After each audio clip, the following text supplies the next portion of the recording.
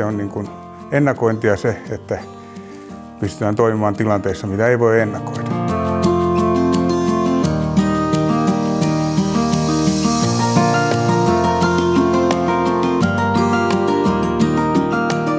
No mun mielestä se ennakointi on niin kuin sitä, että katsotaan tulevaisuuteen.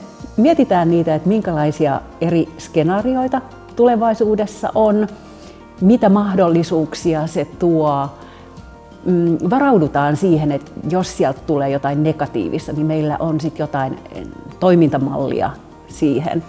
Meillä on joka vuodelle omat tietyt strategiset päämäärät, eli millä me tehdään sitä meidän tulevaisuutta.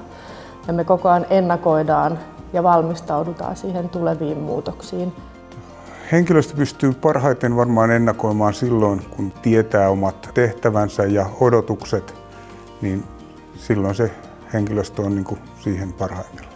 Kymenlaaksossa on mun mielestä hyvä tilanne tässä kouluttamisessa siinä, että meillä on vahva opetus- ja koulutusverkosto ja nykyään myös sitten eri oppilaitokset tarjoaa myös yrityksille niin kuin koulutuspalveluita. Se vaatii tuollaista proaktiivisuutta, että pitää olla koko aika hereillä ja olla vähän niin kuin edellä aikaansa. Ilman yhteistyötä, oli se sitten yrityksiä tai oppilaitoksia tai muita sidosryhmiä, se tulevaisuuteen niin kuin katsominen on aika vaikeaa.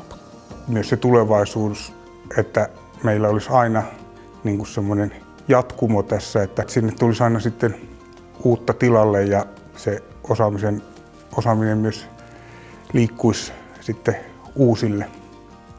Ja mä näen, että tämä edelleen vahvistuu, että mitä epävarmemmaksi niin kuin maailma muuttuu, sitä tärkeämmäksi tulee se, että me mietitään, mitkä on Suomessa ne meidän voimavarat ja luonnonvarat ja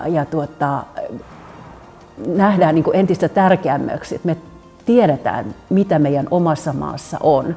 Ja toivottavasti myös samalla pystyttäisiin jättämään sitten tämä maailma vähintäänkin sellaiseksi, mikä se on ollut meillä, niin seuraaville sukupolville. Siinä on jo aika paljon haastetta tuohon pidemmän aikavälin niin kuin tulevaisuuteen.